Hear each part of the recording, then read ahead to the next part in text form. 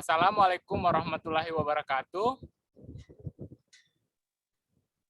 Waalaikumsalam warahmatullahi wabarakatuh. Baiklah, perkenalkan nama saya Alvin Stambuk A221075, kelas D, dan saya membuat video ini di Palu. Nah, sebelum memulai, apa kabar anak-anak? Apakah kalian semua baik-baik saja? Kabar baik, Pak. Baik. Sebelum mulai saya sehat, Bapak. Ya, sebelum mulai saya mengabsen kalian ya. Hairul Ain. Hadir, Pak. Marfuah.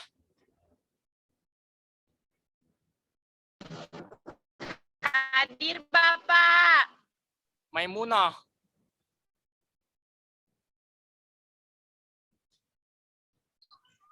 Hadir, Pak. Oke, kayaknya sudah hadir semua ya.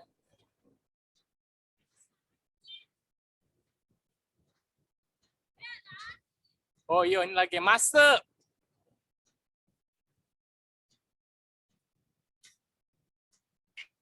Hadir. Ani Sintiowati. Jelek kayaknya jarinya. Hadir, Pak. Hadir, Pak. Rosanti.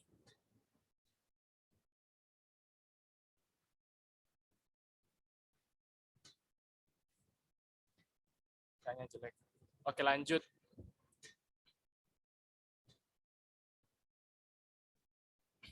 Baiklah, sebelum memulai sistem pernapasan. Nah, di benak kalian saat mendengar sistem pernapasan ini, apa yang pertama bernak? Bernafas, Bapak, bernafas. Oke, betul. Nah, sistem pernapasan ini merupakan sistem yang bekerja untuk memasukkan dan mengeluarkan udara ke dalam dan keluar tubuh. Nah, udara yang masuk ke dalam tubuh adalah oksigen, sedangkan yang dikeluarkan adalah karbon dioksida. Yang terbagi menjadi dua, yaitu bagian konduksi dan respirasi. Nah, di gambar samping ini merupakan bagian-bagian dari sistem pernapasan. Ada rongga hidung, rongga mulut, faring, laring, trakea, paru-paru, bronkiolus, bronkus, dan alveolus.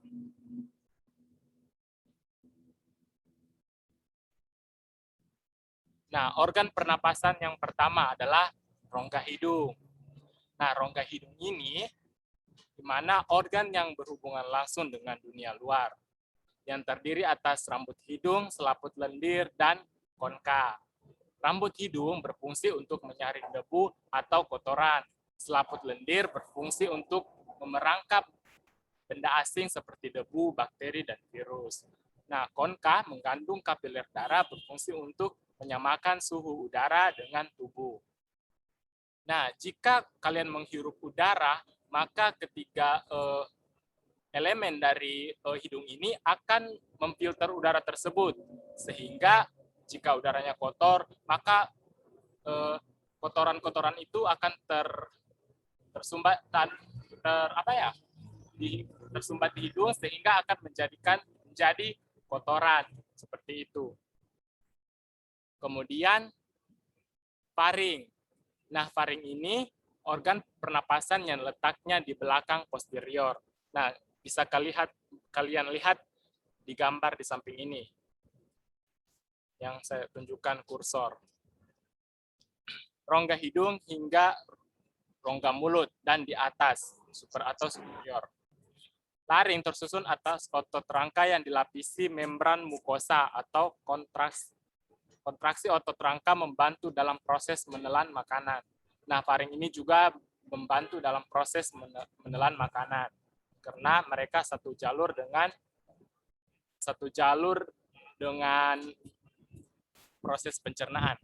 Nah, faring ini berfungsi untuk masuk keluarnya udara dan makanan, ruang resonansi suara, dan tempat tonsil yang berfungsi pada reaksi kekebalan tubuh dalam melawan benda asing. Nah, ini bisa kalian lihat gambar faring ini. Oke, kita akan lanjut. Nah, kemudian ada laring. Nah, laring atau ruang suara merupakan organ penapasan yang menghubungkan faring dan trakea. Dalam laring terdapat epiglotis dan pita suara. Nah, epiglotis ini adalah katup tulang rawan yang bentuknya seperti daun dilapisi sel epitel. Nah, ketika kita menghirup, maka katup epiglotis ini akan menutup saluran pencernaan atau kerongkongan. Nah, tapi misalnya kalau kalian itu buru-buru makan dan biasa nasi itu terkeluar di hidung, itu karena katup epiglotisnya itu telat menutupnya. Jadi kalau memakan itu jangan terlalu buru-buru. Seperti itu. Ini gambar dari laring dan ada epiglotis dan pita suara. Bisa kalian lihat. Kemudian trakea. Nah, trakea ini saluran yang menghubungkan laring dengan bronkus, tersusun atas cincin-cincin tulang rawan dan selaput lendir yang terdiri atas jaringan epitel bersila. Nah, silia berfungsi untuk menyaring benda asing yang masuk ke saluran pernapasan. Kemudian bronkus. Nah, bronkus ini cabang dari trakea yang menghubungkan trakea dan bronkiolus. Nah, bronkus ini memasuki paru-paru kanan dan paru-paru kiri, tersusun atas tulang rawan yang bentuknya tidak teratur dan berselang-seling. Dengan otot polos, bronkiolus ini cabang bronkus yang berukuran 0,5 sampai 1 mm. Kemudian paru-paru. Nah, paru-paru merupakan organ utama pernapasan yang mempunyai selaput rangkap dua atau pleura. Nah, pleura ini berfungsi untuk melindungi paru-paru dari gesekan dalam mengembang dan mengempis. Terdapat alveolus yang tersusun atas satu lapis sel epitel. Paru-paru dibagi menjadi dua, yaitu paru-paru kanan atau pulmodexter dan terdiri dari 3 lobus, dan kiri pulmoseniter yang terdiri dari 2 lobus. Kemudian alveolus. Nah, berupa gelembung-gelembung yang memudahkan pertambahan luas permukaan untuk proses pertukaran gas. Di dalam alveolus terjadi pertukaran gas O2 dan CO2. Nah, luas permukaan itu 100 kali luas permukaan tubuh manusia, sehingga penyerapan oksigennya lebih efisien.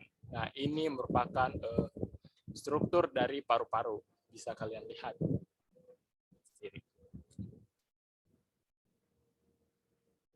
Kemudian, penyakit-penyakit yang menyerang saluran pernapasan. Yang umum itu adalah ada flu atau influenza. Nah, penyakit ini atau disebabkan oleh virus yang mudah sekali menular. Penularan bisa melalui kontak langsung ke cairan atau melalui cairan yang keluar dari penderita saat batuk atau bersin. Saat flu, di hidung itu dipenuhi lendir sehingga mengganggu pernapasan. Nah, kita ketahui sendiri flu ini disebabkan oleh virus, sehingga kita juga akan terjangkit, bisa juga menjangkit begitu. Nah, flu ini bisa diatasi. Kalau flu ringan, kita bisa atasi dengan banyak beristirahat dan mengkonsumsi makanan sehat yang mengandung vitamin C dan banyak minum banyak cairan. Namun bila gejalanya berat, sebaiknya periksa ke dokter. Nah, yang kedua ada asma. Nah, asma ini penyakit jangka panjang atau kronis pada saluran pernapasan yang ditandai dengan peradangan dan penyempitan saluran napas yang menimbulkan sesak napas atau sulit bernapas. Ini bisa kalian lihat di gambar samping. Ada saluran pernapasan normal. Nah, ini saluran pernapasan asma. Dia kecil, sehingga sulit sekali untuk bernapas. Nah, biasanya orang asma itu menggunakan ini untuk membantu dalam pernapasan, itu Ventolin inhaler. Nah, terima kasih, itu yang Bapak bisa jelaskan. Ada yang ingin bertanya?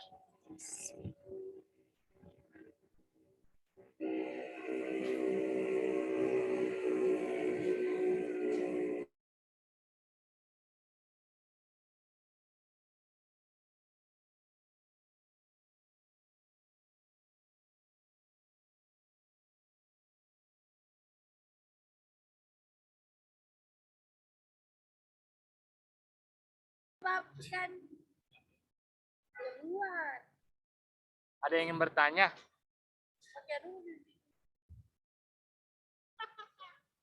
Baiklah, kalau tidak ada yang ingin bertanya.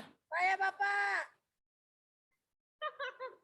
Baiklah, kalau tidak ada yang ingin bertanya, saya langsung berikan tugas. Nah, tugasnya kalian itu mencari penyakit lain yang menyerang saluran pernapasan. Nah, minimal 10. Kalian tulis tangan saja. Kumpul minggu depan.